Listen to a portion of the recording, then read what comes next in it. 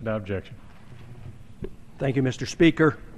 Plans, rumors, and war propaganda for attacking Syria and disposing Assad has been around for many months. This past week, however, it was reported that the Pentagon indeed was finalizing plans to do just that. In my opinion, all the evidence to justify this attack is bogus.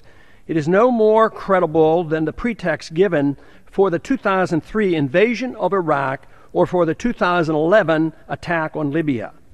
The total waste of those wars should cause us to pause before this all-out effort at occupation and regime change is initiated against Syria.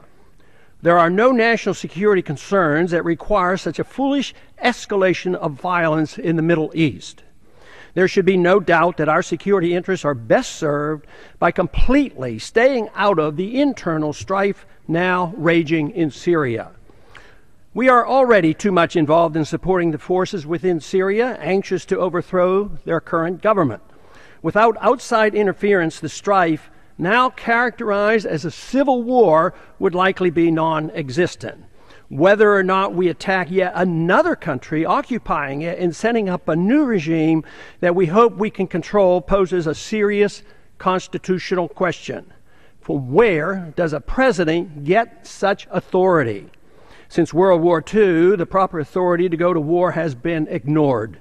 It has been replaced by international entities like the United Nations and NATO, or the president himself, while ignoring the Congress. And sadly, the people don't object.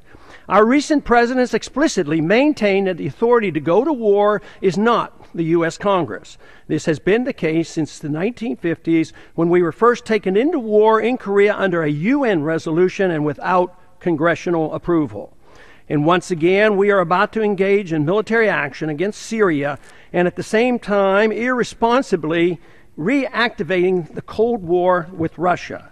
We're now engaged in a game of chicken with Russia, which presents a much greater threat to our security than does Syria. Would we tolerate Russia in Mexico demanding a humanitarian solution to the violence on the U.S.-Mexican border? We would consider that a legitimate concern for us. But for us to be engaged in Syria, where the Russians have a legal naval base, is equivalent to the Russians being in our backyard in Mexico. We are hypocritical when we condemn Russia for protecting its neighborhood interests as we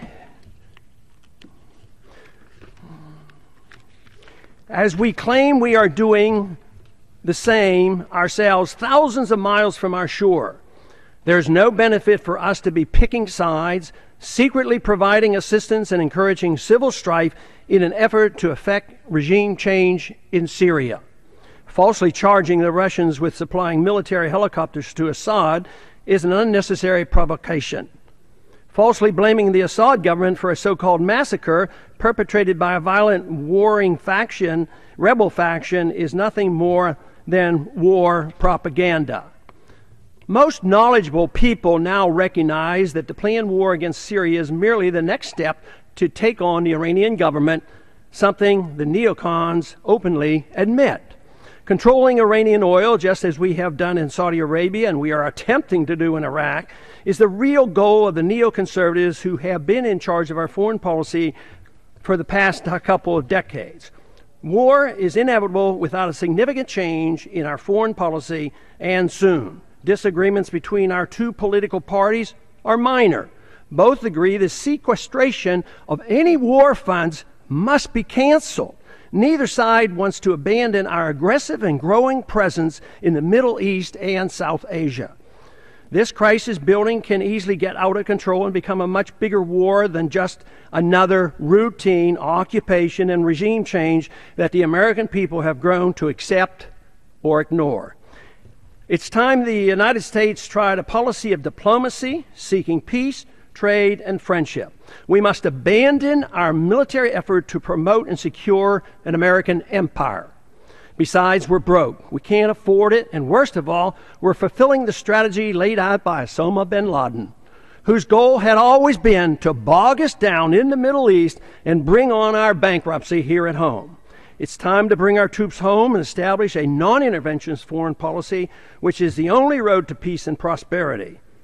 This week, I am introducing legislation to prohibit the administration, absent a declaration of war by Congress, from supporting directly or indirectly any military or paramilitary operations in Syria. I hope my colleagues will join me in this effort. I yield back the balance of my time.